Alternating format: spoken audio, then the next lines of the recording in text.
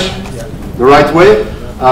Data in Goliath is available in the front registration desk. So if you want to get your copy, now would be a great time to do so. He authored many books beyond this one, as well as articles, academic papers. He has a huge readership, 250,000 for his blogs and his newsletter, and he routinely serves the public through interviews and testimony to Congress. So without further ado, I'd love to actually bring Bruce on stage, so please give him a very warm welcome.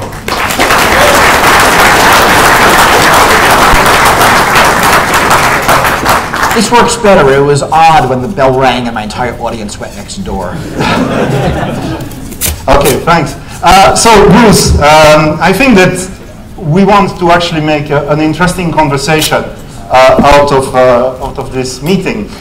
So I'd like to actually get it started by discussing the type of problems that we're dealing with from a cybersecurity standpoint, and looking not only at what we're seeing today, but what's leading us in the next few years.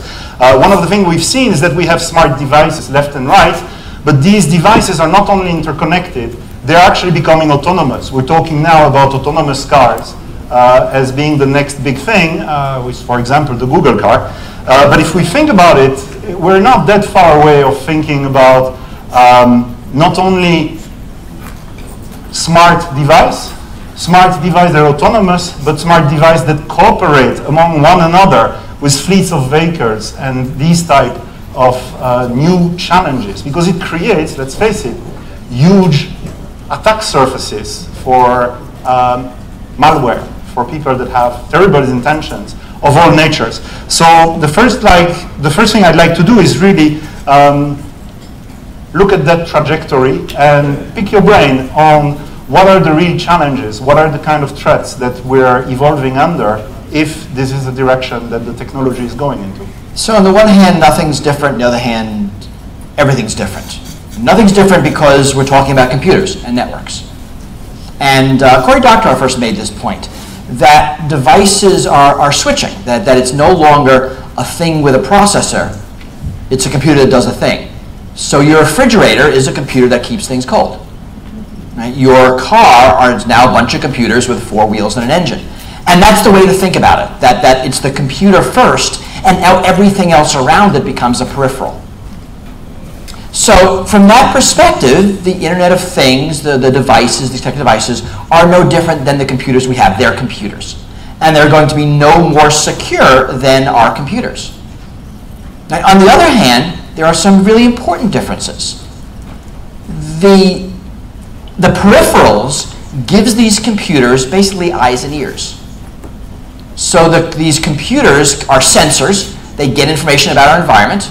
I mean, easy thing, example, is a driverless car or a thermostat. It just gets temperature, or maybe your refrigerator, which might get temperature information about how often it's open and closed. Maybe it gets data from the barcodes of the food in it. And then it affects the world somehow. It changes the temperature. It turns left at the corner. It orders you more milk. And that means these computers can now affect the real world. So you have enormous vulnerabilities in these devices, just like a computer. But now these vulnerabilities can allow you to engage in surveillance. Again, nothing new. I mean, just look up ratting and people who are trying to engage computers to take over the camera and surveil what's happening in the room. You'll have this sort of thing again. And just actually a couple of days ago, I blocked it this morning, was a paper from Europe on how just the inter-car communication systems, not the autonomous systems, can be used for surveillance very cheaply. I mean, it was supply a Raspberry Pi and a bunch of peripherals, build a great surveillance system for surveilling just inter-car communications. And it could actuate, right? So, now a hacker could not just delete your files, can like raise everybody's thermostats. And so or crash a couple of cars. Lots of things can be done, which just makes it more visceral, even though it's the same vulnerabilities. Other differences are, and this is a real important difference, that the things tend to be cheap and tend to come from a different industry. So if you think about your computer, we get security from it from the fact that you get an update every month. Right? Your phone gets updated every time. Now let's say an iPhone actually does a good job with it. Every time Apple decides you need an update. Your apps get updated all the freaking time. This happens because that device was built with that kind of system in mind.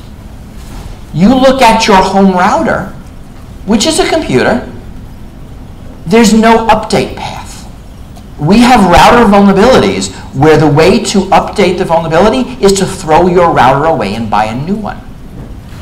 And this is going to be true for a lot of embedded devices. They're smaller, they're cheaper.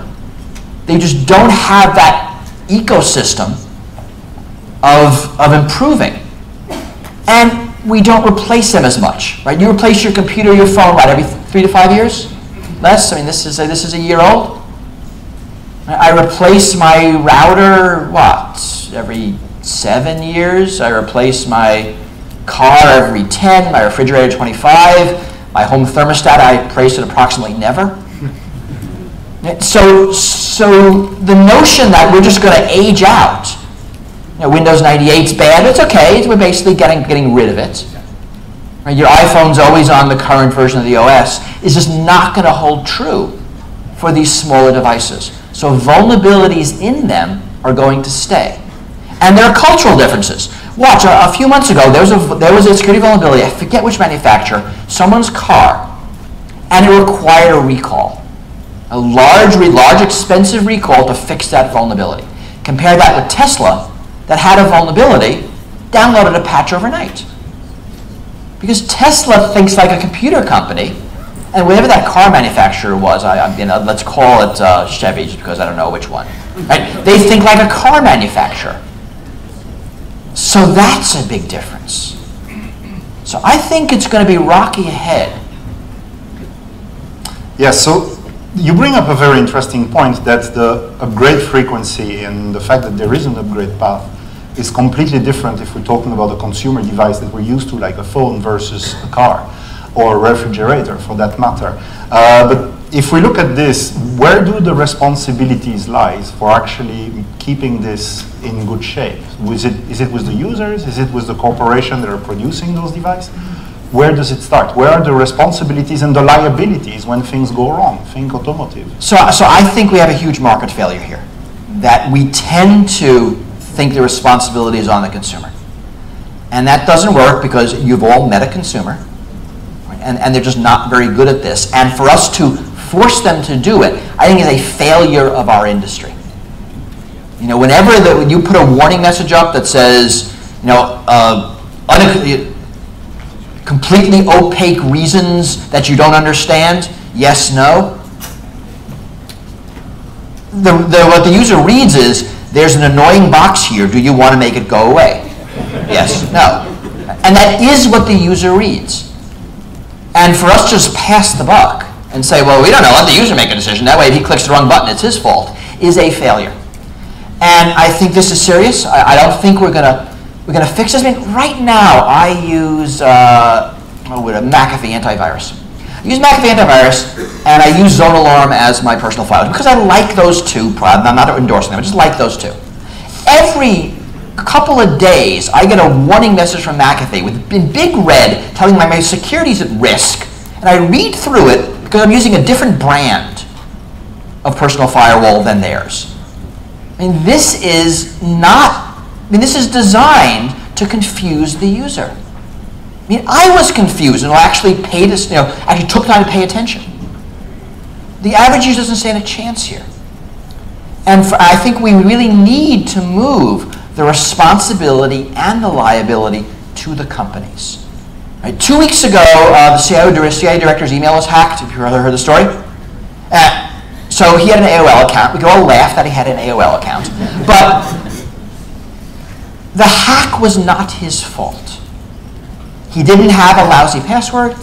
He didn't write it down. He didn't share it. He didn't email it.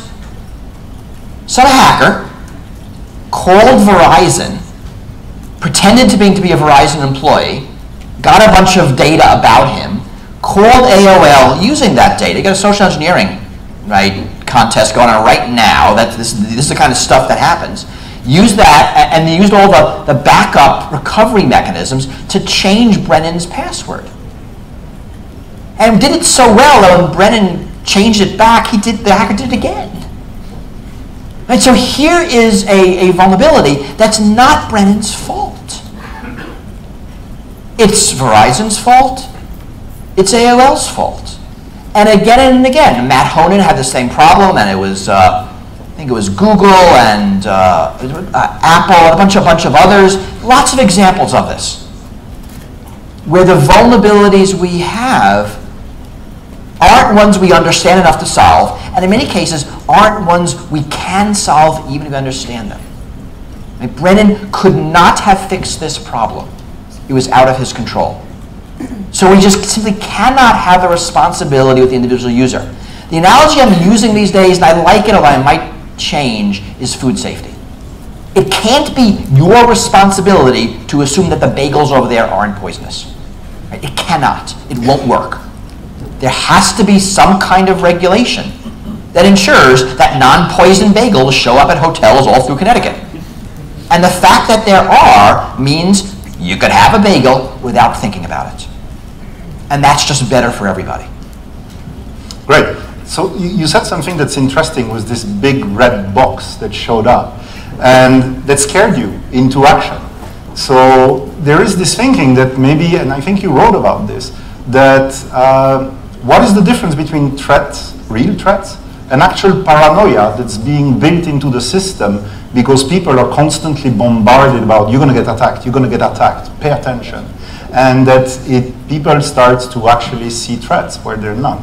So it didn't scare me into action. It first scared me into inaction. I'm too busy to deal with this. And I think that's a problem with a lot of our warning messages. When you go on, Facebook uses this to an extraordinarily precise degree. They make a big change that affects your privacy. They make you agree to it. They make you agree to it when you're too busy to pay attention.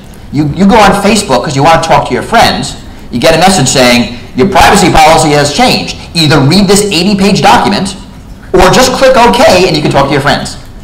I mean, they phrase it better. But that's what that message is. And of course, everybody clicks OK because no one has time to read the 80-page document. And they can say, well, all of all users agreed to this thing. And so I'm on my computer doing stuff. This message pops up, and I think, is my antivirus expired? I have no idea. I better pay attention to this. But I'm busy now. Click, and I click, go away, and there's a go away button. And it's like it was a week or two by the time I finally said, okay, I really need to figure out what's going on here. And I was not. I think the first I checked, that antivirus was working, so I felt okay. Then when I dug into it, and so this is speaking to this notion that the industry, in some cases, is selling via fear. I mean, what McAfee wanted is for me to say, oh no, the thing is red. If I push this button and give my credit card, it'll turn green. I'll be better. Right? So there is this little bit of fear being pushed to sell a product. And very similar, different in scale, to the fear being pushed the past decade and change to sell domestic policy, fear of terrorism. And I've written extensively about this, maybe about a decade ago, this notion of feeling and reality of security and how they're different. And how, as a matter of policy, we would like them to be about the same. When people feel safer than they are, they do dangerous things. When people feel less safe than they are, they don't do fun things. And in both cases, society suffers. This is complicated because for most of us, we don't understand the tech, so we have proxies. I mean, in a sense, I'm hiring McAfee as my proxy, and they did a lousy job. Because they used my trust in them to try to sell me something. I probably should write that up. Right? But so this is interesting, and watch this in policy going forward. I'm lucky enough to be going to a World Series game on Saturday night, and I'm really interested to see what kind of ridiculous security measures New York City has decided to subject us all to. And with the understanding that a lot of them are designed to make sure I buy stuff at the ballpark rather than bring my own food. which is a security measure, but not for me. Yeah. So I think we agree that there is responsibility and an onus on industries to actually own the issue.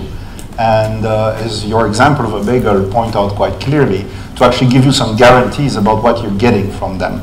But how can they actually, or what should they do to deal with the kind of emerging threats that result from the cooperation between devices, for instance? So I think this is going to, the notion of cooperation between devices, I think, has several ramifications that are important to us in security. And this is just very generally computers doing things on our behalf automatically. And this could be as simple as an automatic stock trading program, as complex as a driverless car, a thermostat. It's devices acting in our name. And this is not new, right? You can put a price alert. There's sites where you can put a price alert. And if an airline ticket falls below a certain price, it'll buy it for you. Right? eBay sniping, which is like a month after eBay was invented. A program was invented that automatically would bid for you in the last seconds of the auction. So what are the issues here? One is you get runaway effects.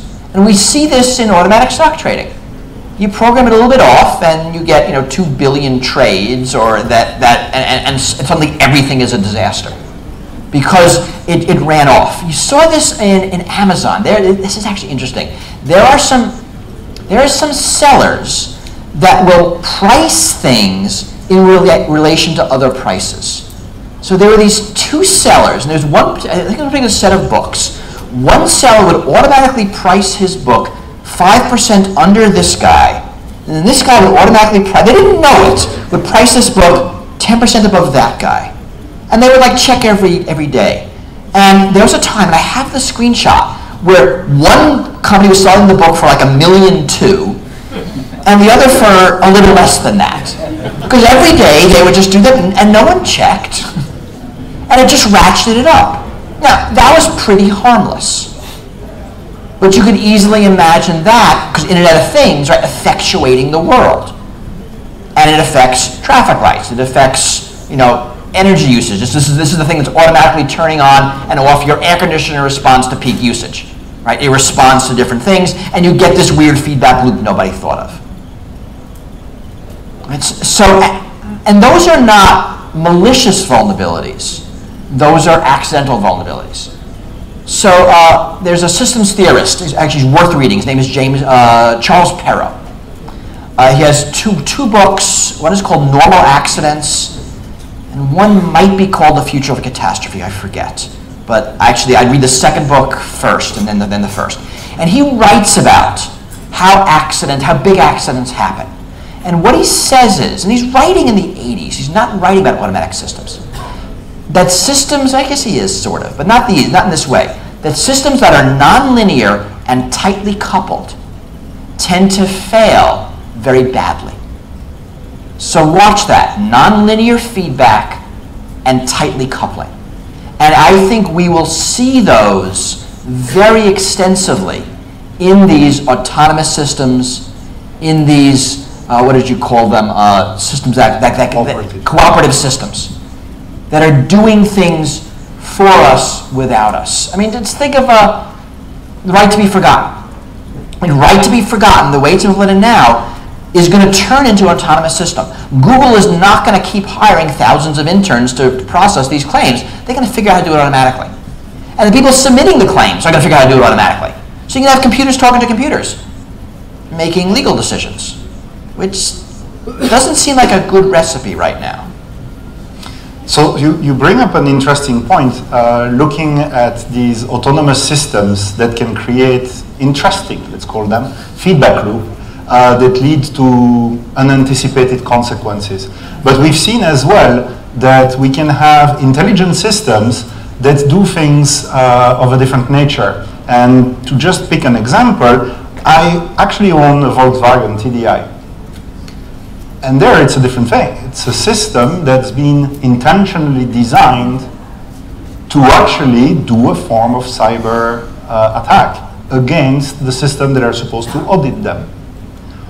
what is the responsibility of companies, of individuals, of government, of regulation to actually handle this kind of situation where there could be a malicious component, because in the first scenario there wasn't. So Volkswagen's a really interesting story, and because it didn't match our threat model. And when we think about emissions control and cars, our threat model is basically you guys.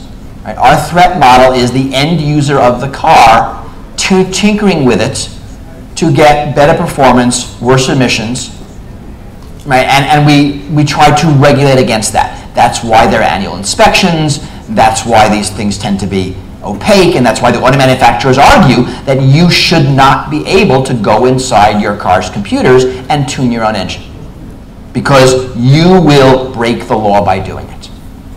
We did not anticipate, as the threat model, the auto manufacturer breaking the law for everybody, on your behalf, in order to hack the emissions control testing system for cars, for car models. Now, I don't know why we didn't think of it, because there's been a long history of car manufacturers doing this since these things were tested and reported. So now I have to worry about, and Tafuki writes about this in a New York Times op-ed, a really good one worth reading. And she calls it the Internet of cheating things. Right? So here are these things that are cheating. Now, I think about this a lot when I think about voting machines. And how do I ensure that voting machines are not automatically cheating? And this is an extraordinarily hard problem, which is why I am 100% opposed to electronic voting machines. I mean, they do not produce reliable elections, and I don't know how to make them produce reliable elections, so please don't use them. And here we are again in a car. You can imagine lots of other examples. Pollution control testing equipment being hacked for malicious purposes by the manufacturers, and again and again. So how do we deal with this? I mean, clearly this is a regulatory thing. I mean, the hope is that Volkswagen cost Volkswagen an enormous amount of money. I mean, my personal fear, is that every CEO read the article and didn't say, whoa, Volkswagen did something really bad and they got caught. They read it and say, you mean they got away with it for 6 years? Awesome. That's my fear. Because 6 years means there's another CEO in charge and I just made my bonus. I don't care. And so how do we deal with this? We certainly need to be able to observe the code, but that's not going to be enough. I actually don't have an answer here. We are in a temporary window where the code is doing things to affect us. It's figuring out, whether we pass or fail a breathalyzer test, what sort of search engine results we see, and all of the biases in there. What articles we see when we click on Yahoo News, the New York Times. All of these things. And in most cases, we can still look at the algorithm. We are now entering the phase of algorithms designed by algorithms. Google cannot explain to you why you get certain search results. Right? Latanya Sweeney noticed that if you search stereotypically black names, you are more likely to get ads for bail bondsmen. Right? Seems horribly racist. Google said, we don't know, the computer just does it. And I don't think they're lying.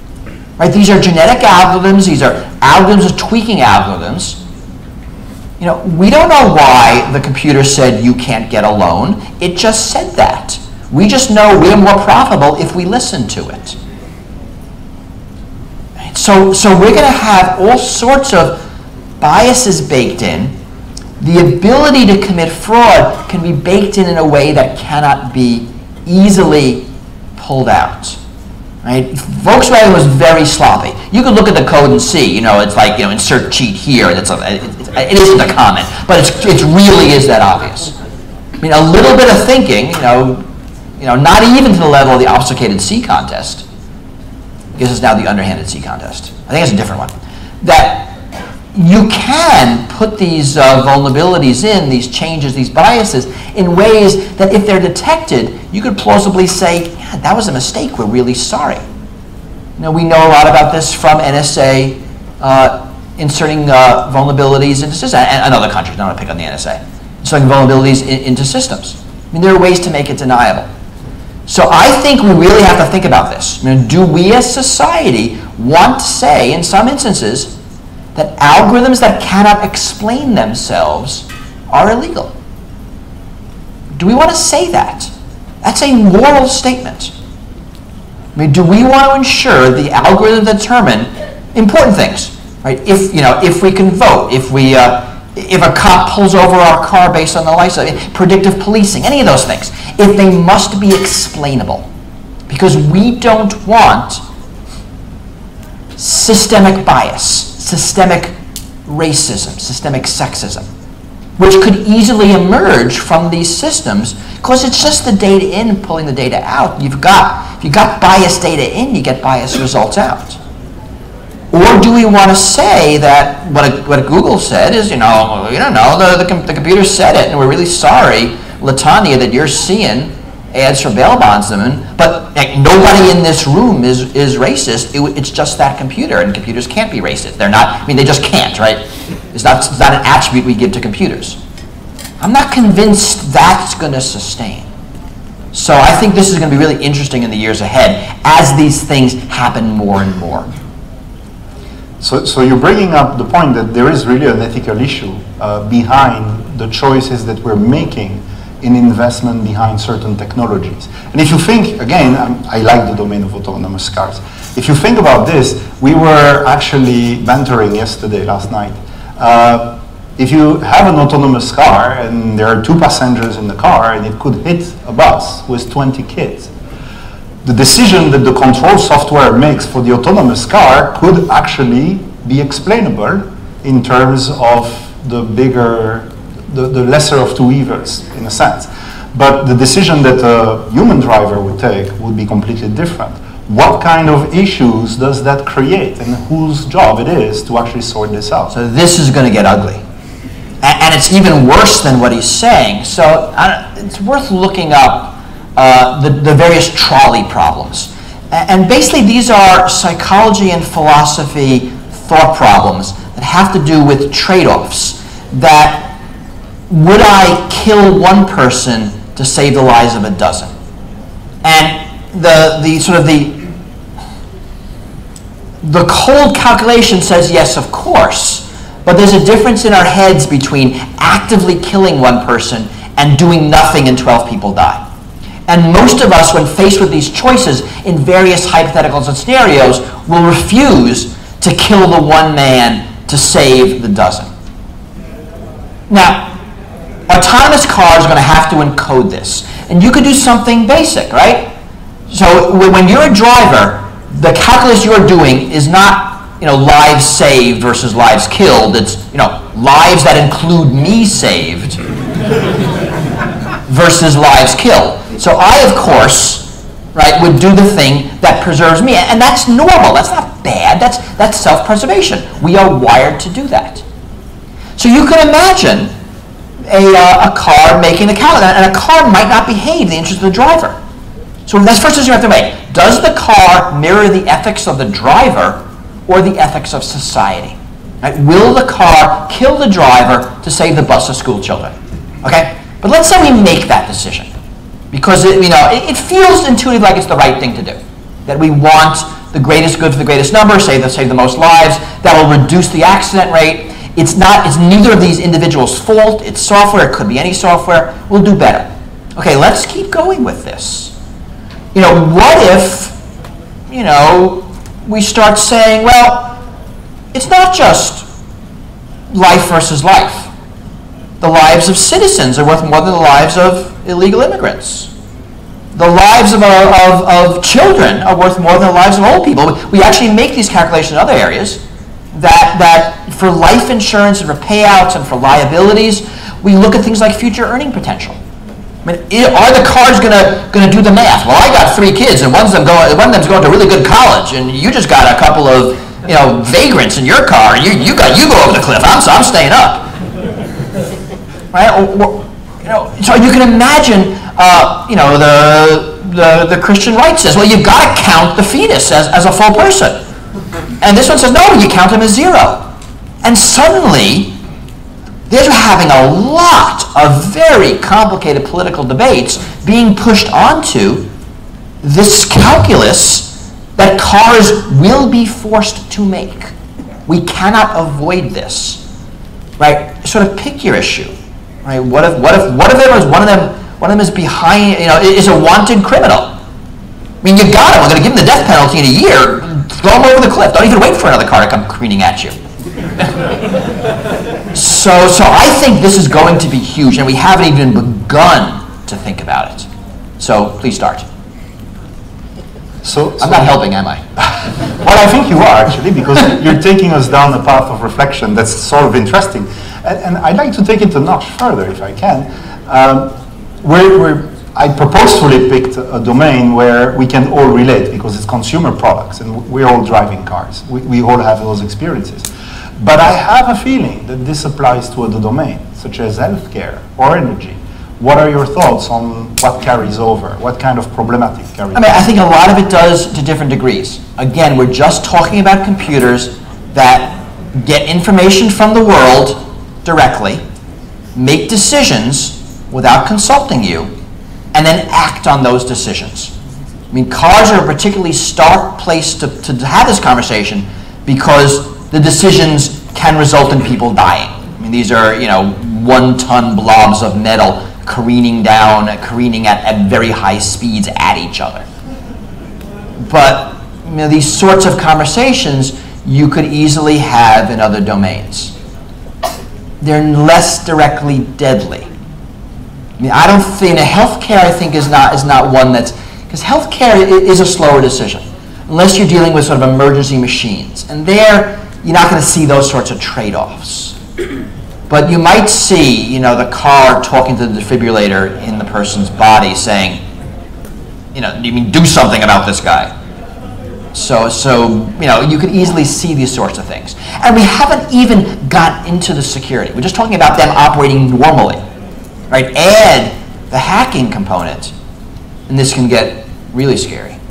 Yes, but maybe to refine my thoughts, if you look at the energy system, we have power grids that are operating by control systems, and power flows are these complicated things, especially in today's day and age where we have distributed generation with solar system left and right that can inject control data into the system to inform I've produced so many kilowatts locally, and that affects the distribution of power. You can imagine scenarios of cyber attacks where attackers can actually disrupt the power system by inducing an error signals that cascades in the end. I'm not buying it. Remember Pero, nonlinear, tightly coupled. So 2003, people were living in Connecticut, and you're not that young. Remember there's a massive power blackout. Northeast quadrant of the United States, southeast quadrant of Canada. Remember that? It was a really big deal. That really was the result of a computer problem. You read the report. They don't actually say this, but this was exactly the same time that the NIMDA virus was cascading through PCs. The original problem was a computer that was mysteriously not working. It cascaded, I think this was in northern Ohio, to a power station, and a cascading effect, put a whole bunch of tens of millions of people in darkness, I think for a few days. Now, the guy who wrote the NIMDA virus couldn't have done that on a bet. And as a result, the power system has massively decoupled. So they have made their system much more linear and much more loosely coupled, so that this kind of small problem in one particular station in northern Ohio doesn't drop a good part of the continent. So we've gotten smarter for that instance. But in general, I believe that this notion that hackers can do major catastrophic damage to infrastructure is really overrated. Stuxnet, right? U.S. and Israel cyber weapon fired against the Iranian nuclear power plant. To make that work, the United States had to build a model of the plant in Florida, testing the thing again and again, released into the wild. The first few versions didn't work. They had to update it. And actually, I think it was the fourth update that did get out and affected some of us, and it's how we know about it. Right? This stuff is really hard to do. It's easy to do it on a simple level. Right? There was a demonstration at Sandia National Labs a few years ago where someone was able to put a feedback loop into a power generator and cause the thing to basically break apart, and I don't remember if it exploded, but definitely smoke came out of it. It wasn't good. Right? So that's easy. Right? Disrupting that, and that will put people in darkness. Right? Dropping a 911 system, right? That will probably cause some deaths. You know, dropping an air traffic control tower. Right? It'll annoy everybody, but planes will land safely. Right? Those sorts of point attacks are possible, and we are very vulnerable to them.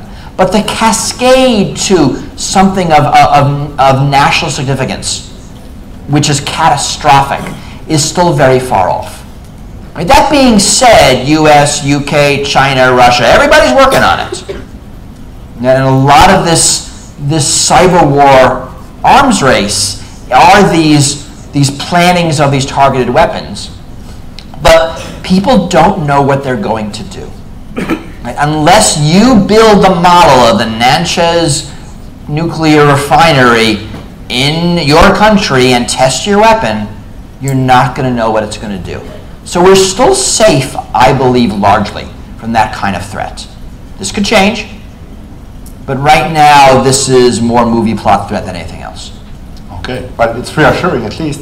I'm a reassuring kind of guy. Yeah. Before moving on to the next section, maybe we could take a question or two from the audience. Yes, please. One and then two. Hi, my name is Omar Kusker. I'm from Dell SecureWorks. We're talking about the threat. We're talking about something that's distributed, decentralized, and operates over multiple timescales. We're also talking about technology, how it's changing, and attack surfaces, and how the threat landscape is changing. Can we flip just for a second, for a moment, and look from a defensive posture? I know there's some great work being done on distributed defensive technologies, nature-inspired systems, and start looking at problems like the car making a decision into multiple cars making a decision going into a intersection. So maybe there's a look ahead. Maybe there's something a little bit more anticipatory as we move forward in this IoT space. So certainly, and I think you're going to see more of that. And these are devices, again, acting in the group interest, not the individual interest. And I think there's going to be a huge political battle here. Right? Nobody from a libertarian perspective wants the cars to act in the group interest, because they have this weird belief that individual interest sort of maps on group interest. But you know, we're going to have enough market failures so that doesn't work. But yes, I mean, there are good solutions that I tend to like some of these distributed solutions. The phrase I use a lot these days is resilience. And resilience is less traditional security. It's not something you can buy, like I'm going to buy some resilience. It's like health, it's an emergent property. And resilience is adaptability and recoverability, survivability. I think there's the why requirements. And I think the more we start thinking about those, the better we'll do in this world. Where you point out that it's not just complicated in these many dimensions, they're constantly moving. You know, how do we maintain security in that environment? And I look at some of the major attacks, and it's really about the ecosystem and how we defend. So I like what you're saying. It's harder to turn that into, well, just make one of these and turn it on and we're safe. But yes, I think those are definitely the right ways to think. And I really do like the research. I mean, pulling from biology is good, although biology metaphors are tough. I mean, the evolution metaphor is really good, but it's sort of the, you know, if we are a herd of 100,000 gazelles wandering through the West African plains, we actually don't care if there are 100 lions circling our herd. But the reason we don't care is that the ones on the outside who are weak get picked off. That wouldn't be a great model for me to go and say, well, I got a great security product, you all install it, the weak ones of you will die, but the rest of you will be great. Right? So that whole we're going to sacrifice the few for the good of the many is not a great paradigm in IT security. And it is the predominant biological paradigm. Right? I'm a lobster. I'm going to produce 100,000 eggs because I want 2 to reach maturity. Right? That's my security model, and it works great for me. But you know, it's not going to work for humans. We like having few offspring and investing heavily in them. I mean, that's our model. So we got to watch our biological metaphors. There's a hand here. So my question. They're going to give you a microphone so the world can hear you. I guess the room can hear you. Is this being taped? It is. It is. It's being taped, so you should. Why they didn't tell me that, but I'm telling you that. So my question is, and again, I'm going to take my industry hat off and put on my hat as a mother who has 2 young kids, and in terms of the future that it holds, and where are we going, whether it's the technology ecosystem or the cyber ecosystem that we need to figure out how to better manage it. And what I said at the beginning of the event too is, where does real social consciousness or more of a responsible approach to development of tools, whether it's the IoT of the things or the cybersecurity risks of the things, come in, and it's not just a technology solution, but it's more of a what makes sense for our society and what makes sense for social awareness and security awareness across the board. So I'm just kind of interested to hear your perspective on that. So I mean, this is a really interesting question and thing to think about, because we are a couple of things. One, the internet is the greatest generation gap since rock and roll, right? And that whole where the kids are doing things that you think are crazy, that's a generation gap. And basically they're right and you're wrong, because they're the kids. And in generation gaps, basically the younger generation always wins because the older generation dies. So most of you in the audience are the ones who are going to be in charge. It's not going to be me. And when I think you're doing something stupid, it's me who is wrong. And it's really important to realize. We are in the early years, the early decades of the information society. And it's going to take the generations that are born into it to figure it out, to figure out the norms, to figure out the ethics, to figure out all those things that you're worried about. It's not going to be us, because we are actually too old and we came into it too late. And I think we are already starting to see these differences, but it really will take the younger generations to, how many years before a US president mails a lolcat to a foreign leader, right? It's not going to be more than a decade. When will a US president have their Zonga posts when they were 12 analyzed by the media? Right? We could probably figure out when that's going to happen. And those things will cause differences. So I think the cyber norms are something that are extremely important. We see that now in some of the US-China treaty negotiations. We don't even know what's proper. We have these negotiations on this very narrow slice, and the treaty was breached within a day. And the US doesn't want to talk about most of the serious spying issues because we do it too. Right? So you're not going to have these kind of progresses until you move forward a generation. So I think responsibility is everybody's. I think this is a long, complicated dialogue. I think I like that we're having it, but I don't think this gets solved in any way that resembles solutions to us anytime soon. And just look back at the industrial age and how long it took to figure out stuff. I mean, how long after, with serious worker exploitation, that we got unions? Right? It was decades and a lot of violence. And that was just an easy one.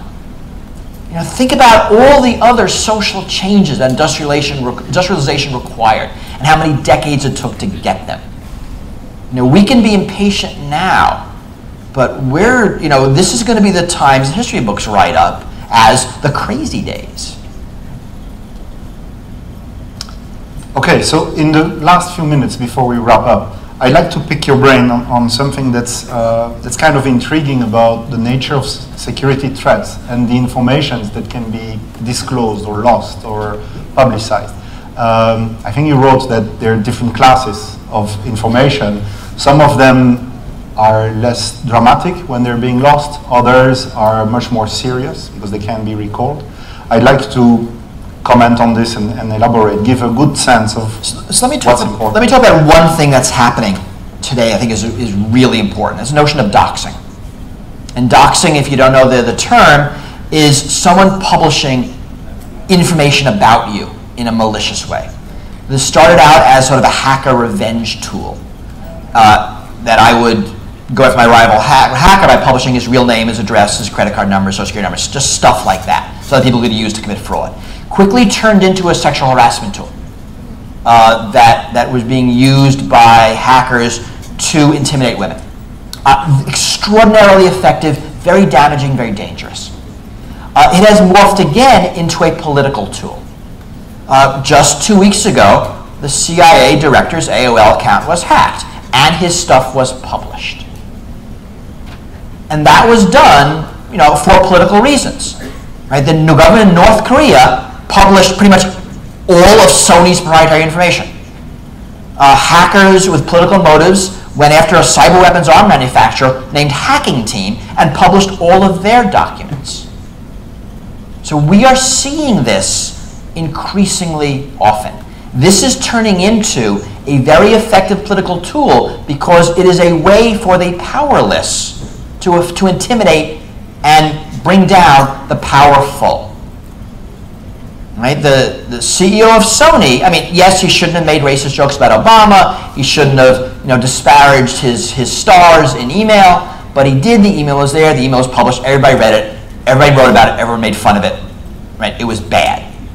I mean, Hacking Team, they're a company. It's sort of one thing to have your customer data exposed and your customers pissed off, but Hacking Team has customers with hit squads.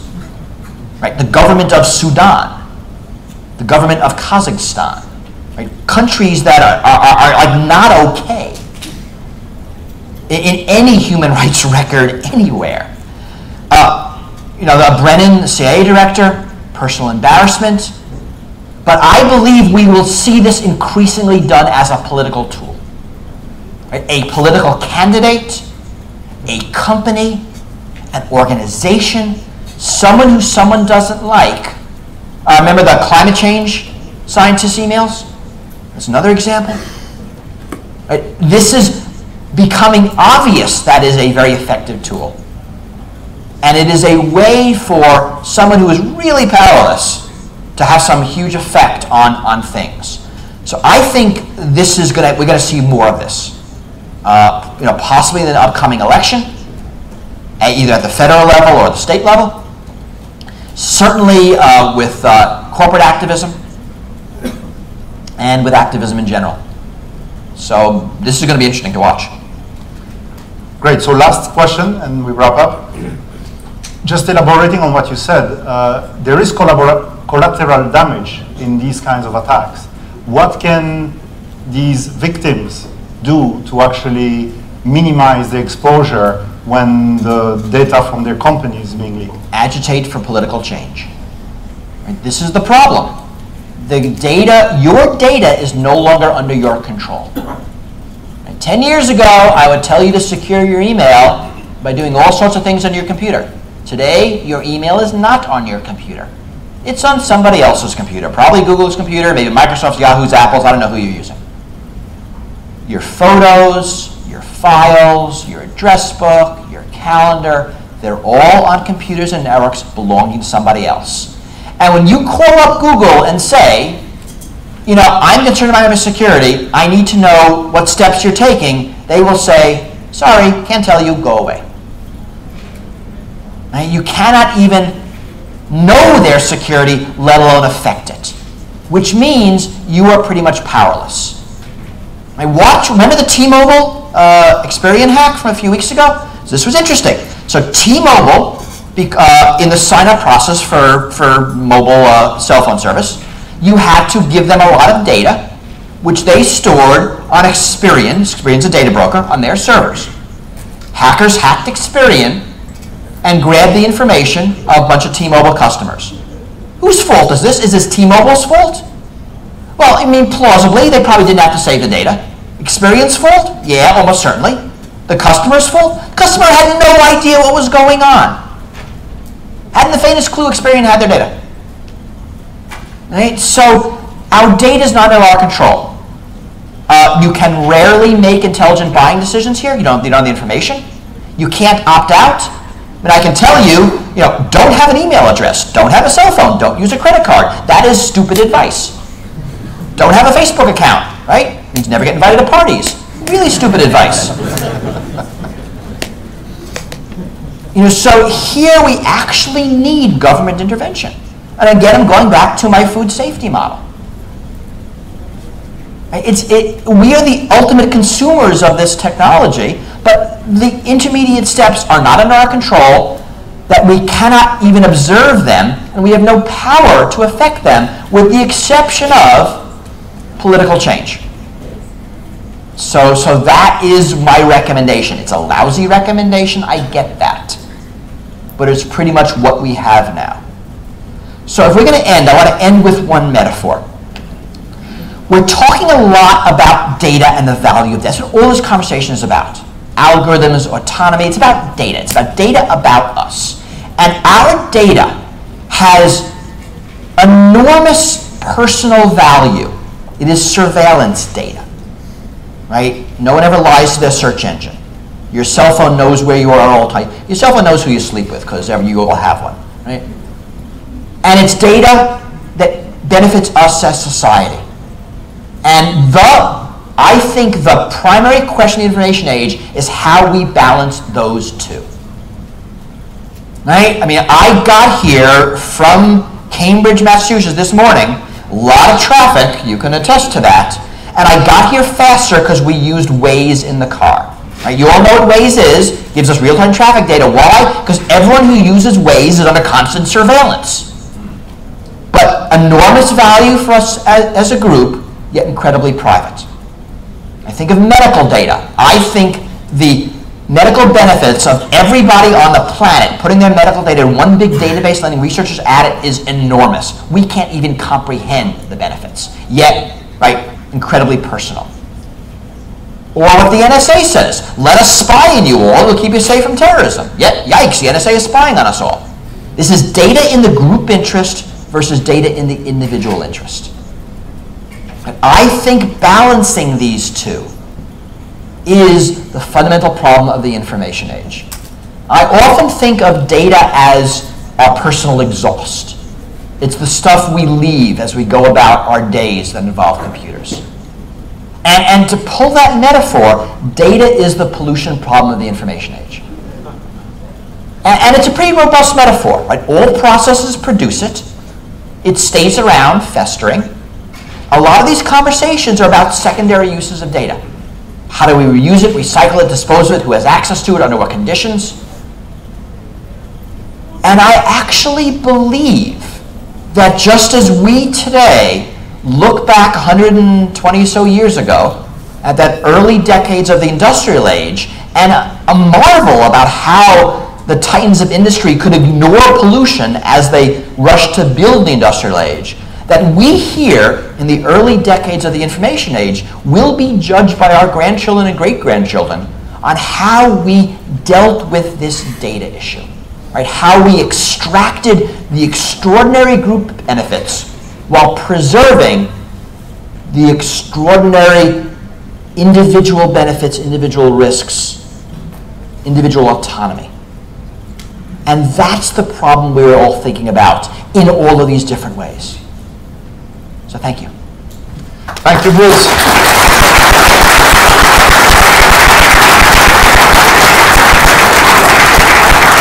So is this, that leaves us with quite a few interesting thoughts to think over. And thank you for coming back from the Capture the Flag and other competitions. I really appreciate it. But now I've got to send you. Now you got to go back. I am going to sign copies of my book. They are out there for sale. I have a flyer which is like a free version. It's much thinner and easier to read, but has less information on it. But feel free to grab one of these. I think they're there. They're outside of the books. I'm going to be here for a while. Happy to talk to people. Thank you. Thank you.